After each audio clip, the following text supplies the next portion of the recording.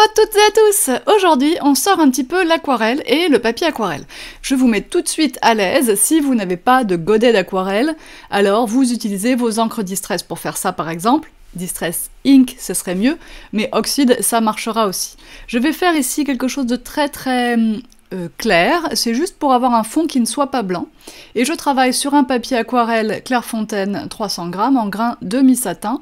Ce papier est donc pratiquement lisse. Je l'aime beaucoup à chaque fois que j'ai envie de faire un tamponnage. Donc j'utilise pour ma part un pinceau petit gris pour réaliser les aplats de couleurs comme ça, parce que ce pinceau me permet de transporter énormément d'eau, et donc d'avoir des effets comme ça très doux, et de rarement recharger en eau. Ici, j'utilise ma palette d'aquarelle Van Gogh, donc ce sont des godets que je vends à l'unité dans la boutique. C'est une aquarelle fine, nous ne sommes pas dans les gammes extra fines, mais sincèrement, pour une utilisation en scrapbooking ou en mix média, c'est déjà très bien. Si vous souhaitez devenir un aquarelliste plus qu'amateur, faire réellement des tableaux, etc. Alors vous pourrez aller vers de l'extra fine, évidemment, qui vous donnera notamment beaucoup plus de concentration dans les pigments. Ici, j'utilise ma presse de précision parce que quand même, on est sur un papier aquarelle, même si le grain est très fin, le papier est presque lisse, c'est toujours mieux de pouvoir retamponner au même endroit. Là, ça se passe bien du premier coup. J'ai utilisé l'encre Versafine et j'ai quand même attendu que mon fond sèche, je l'ai même aidé avec mon pistolet chauffant.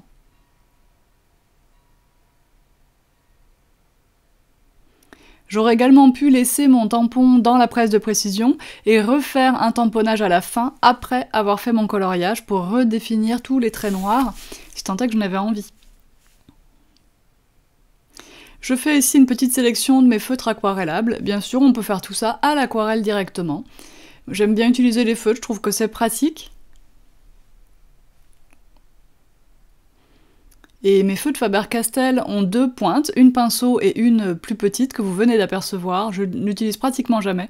J'utilise toujours la pointe pinceau que je trouve finalement plus précise que l'autre. Alors je vais commencer avec ce beige chaud.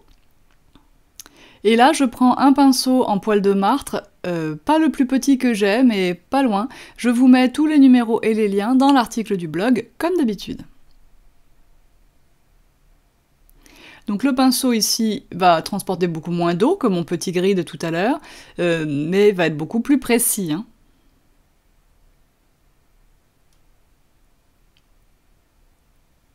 Donc l'avantage du feutre aquarellable, c'est que je peux le déposer directement comme ça sur mon dessin, et ensuite venir le déplacer, on va dire, avec l'eau. Je vais faire un peu comme j'ai fait la dernière fois en amplifiant beaucoup les contrastes. Je vais vous le refaire ici. Donc j'irai jusqu'au noir dans la réalisation de mon dégradé.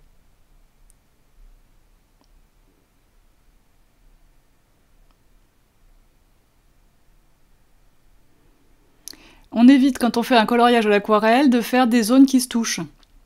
Donc là, je passe en haut pour laisser le temps en bas de sécher. Donc là, c'est un gris froid, un gris moyen, assez froid.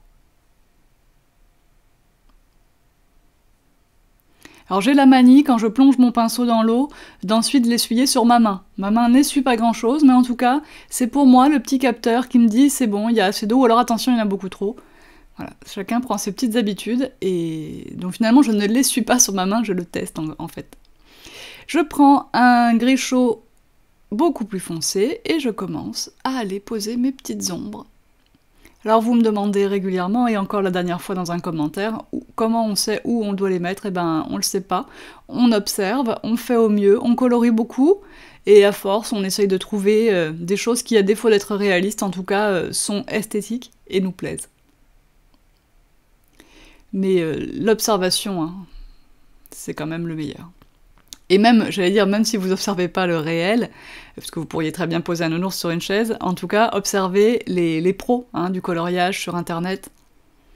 Il y en a quand même quelques-unes.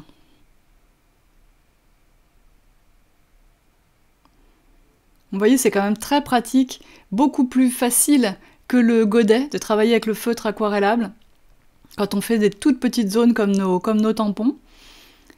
Et c'est aussi un peu plus pratique, je trouve, que le crayon aquarelle qui, lui, qu'on ne peut pas réutiliser sur un endroit qui est déjà mouillé. Il faut attendre que ce soit sec.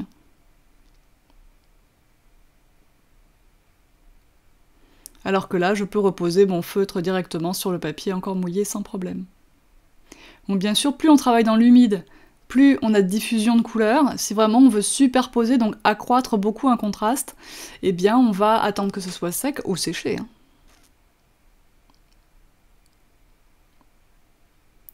N'oubliez jamais non plus qu'une aquarelle en séchant, ça fadit toujours.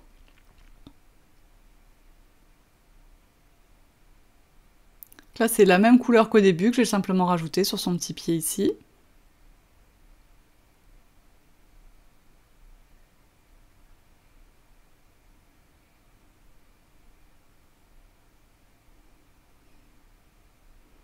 Alors on fait attention à garder les zones claires quand même, parce qu'on pourrait avoir vite fait de tout passer en gris.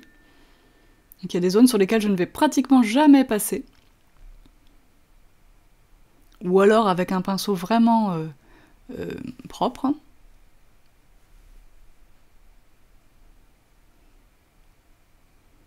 Je vais revenir dans le cadre, vous inquiétez pas, je vais m'en rendre compte.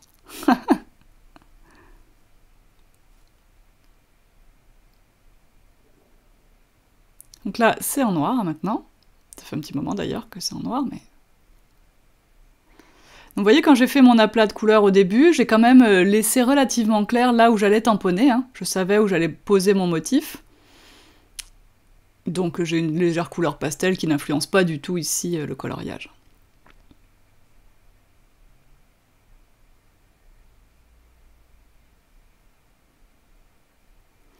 En noir soutenu, j'insiste sur le haut du chapeau, enfin le plat du chapeau, et le plat aussi en bas, là, je sais pas comment on appelle ça sur un chapeau. Et le côté cylindrique du chapeau, moi, je vais mettre beaucoup moins de noir pour réussir à faire une nuance entre ces zones noires, grises, noires. Avec une partie grise peut nous apparaître blanche si elle est en pleine lumière, enfin, ou en tout cas gris très clair. La perception des couleurs, c'est quelque chose qui s'observe aussi. Et voilà, et je repasse systématiquement là où je veux insister beaucoup sur mes ombres. Puisque contrairement au feutre à alcool qui reste en place, ou au crayon de couleur à l'huile que je vous ai montré également, ici, on a l'action de l'eau et du papier et les pigments de l'aquarelle qui vont se diffuser. Donc il va falloir insister pour avoir des couleurs foncées. J'avais préparé mon petit sopalin parce que j'avais mis pas mal d'eau sur le petit bout du nez là, et je voulais surtout pas que ça aille se diffuser dans le museau. Non, c'est bon. On fait attention quand on utilise, quand on colorie des couleurs, des zones pour lesquelles les zones limitrophes sont encore mouillées, parce que la diffusion, ça pardonne pas.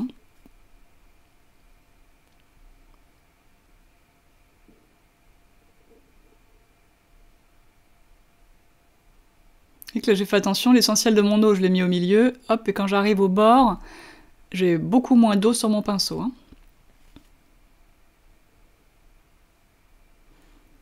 Alors si je commence à sortir les rouges, je sais que je vais attaquer la cape. J'ai pris d'abord un rouge clair presque corail. Orange, rouge, enfin bref. Ça sera rouge à la fin, mais j'ai commencé par cette couleur claire.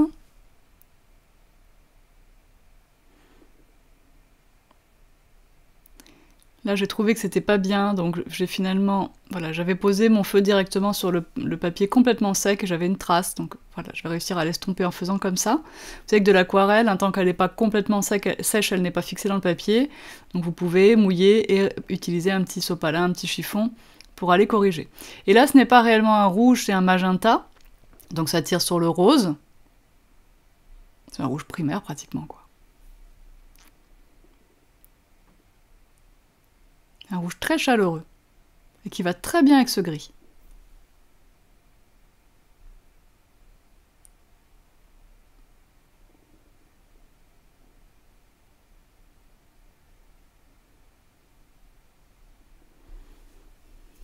On aurait pu, pour les ombres de la cape, utiliser une pointe de bleu ou de violet, mais très très délicatement, hein, parce que c'est très puissant.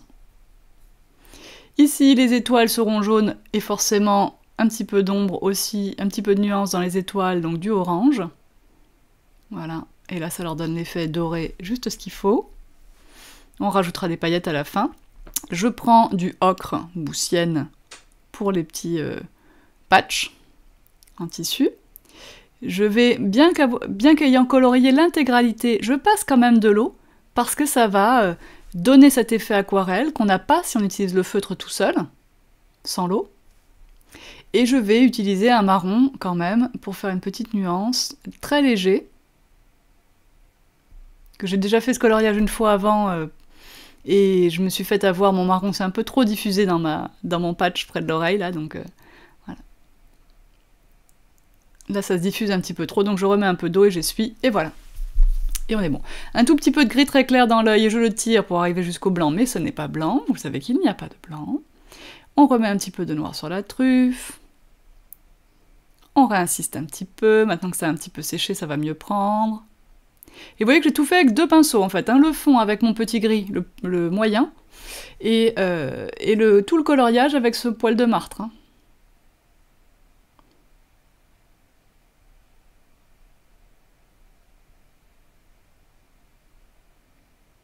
Qu'est-ce qu'il est beau ce petit homme. C'est mon préféré de la série celui-ci. J'aime beaucoup avec son café évidemment, mais ce petit magicien-là, c'est réellement celui que je préfère. Et pourtant, vous m'avez pas vu l'utiliser beaucoup, hein, mais je manque de temps.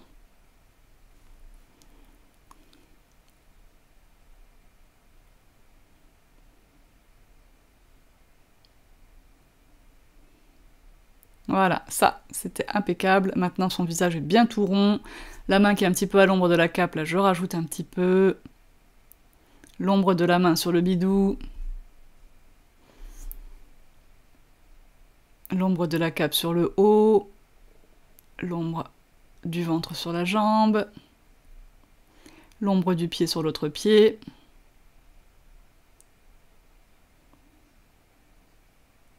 L'ombre du pied sur la jambe. Et là, on évite que 2 zones d'ombre se touchent, parce que sinon, on ne sait plus où est la démarcation au milieu. Donc, quitte à faire une erreur en les posant, je me débrouille pour avoir une zone d'ombre et une zone de lumière, comme ça amplifie le contraste.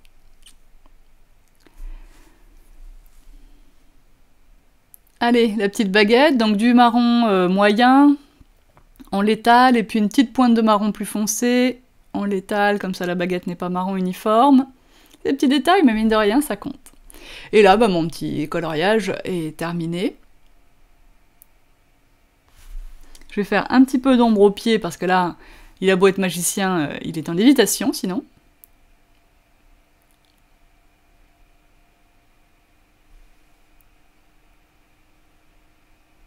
Ensuite, je vais détourer ça, bah, je vais faire un tampon étoile, de la planche étoile, tout en colle, bien sûr. Avec un graphite, je prends un 4B, je fais un petit peu d'ombre. Toute fine. Le but n'est pas de salir, hein, juste de décoller un petit peu. Et au lieu de faire ça avec mon gros doigt pas très propre, je vais prendre une estompe, ça sera beaucoup mieux. Voilà. Tout fin, tout discret.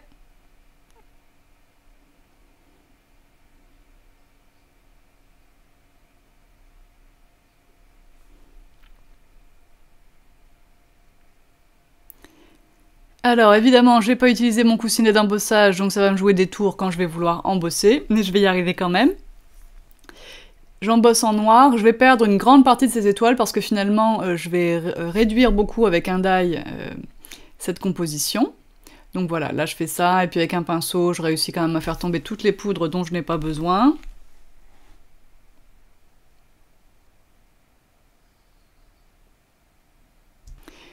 Je vous ai passé l'étape de l'embossage, mais c'est fait, c'était hors cadre, voilà pourquoi je l'ai enlevé.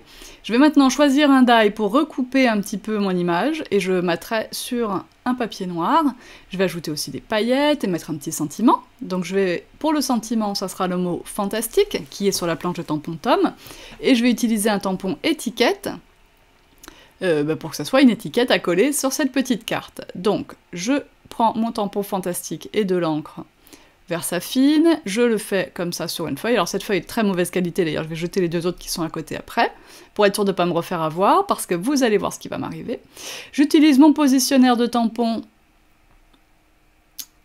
et je tamponne mon mot fantastique sur ma plaque rose, voilà, en mettant bien mon bloc acrylique dans le coin du positionnaire. Comme ça, je peux reprendre ma petite feuille, je vais revenir dans le champ, ne vous inquiétez pas. Hop là! Je positionne maintenant mon étiquette autour de mon mot fantastique grâce à ma feuille rose. Je place mon coin, j'enlève la feuille rose, j'ancre correctement mon tampon. Et si maintenant je replace mon bloc acrylique exactement dans le même coin, c'est positionné comme il faut. Et voilà! Là, je veux pas que cette étiquette elle soit complètement blanche, donc je vais essayer de la jaunir un petit peu, mais alors attention, ce papier-là, c'était un papier de qu'il ne faut pas mouiller du tout. Donc, bref, j'ai cru qu'il allait se désintégrer totalement sous l'effet de l'eau, mais ça va, il a tenu, il est très fin, mais... Enfin, il est devenu très fin, très mou, mais ça va. Il a quand même tenu sur la carte, et je pourrais envoyer ça.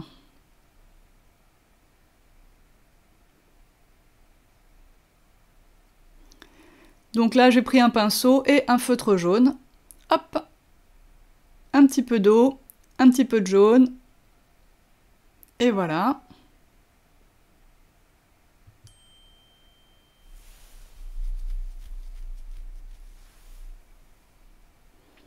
C'est déjà fini pour l'étiquette. Elle n'est plus blanche, vous voyez, elle s'associe ici. Elle s'associe bien avec le reste. Je vais lui ajouter quelques paillettes. Pour ça, je mets du Stickles dans un coin. Et hop, regardez avec le doigt, c'est génial aussi comme ça, et ça met des petites paillettes vraiment partout, et ça collera parfaitement, évidemment. Je mets aussi des paillettes sur les 2 étoiles. Le stickle, c'est un bout très fin, donc ça va, ça se passe bien. Vous voyez qu'entre-temps, j'ai utilisé un die avec un double cadre pointillé. J'aime bien ces die, et en plus, ils ont la bonne idée d'être au format européen, donc vraiment compatible avec nos formats de papier A4. Puisque vous savez peut-être que le papier A4 est assez différent du papier letter aux États-Unis. Et en fait, le papier A4 est un peu moins large et un peu plus long, donc les proportions des rectangles ne sont pas les mêmes. C'est pour ça qu'avec certains die rectangulaires, on a un petit peu de chute quand on fait une base de carte pliée en 2 dans un papier A4.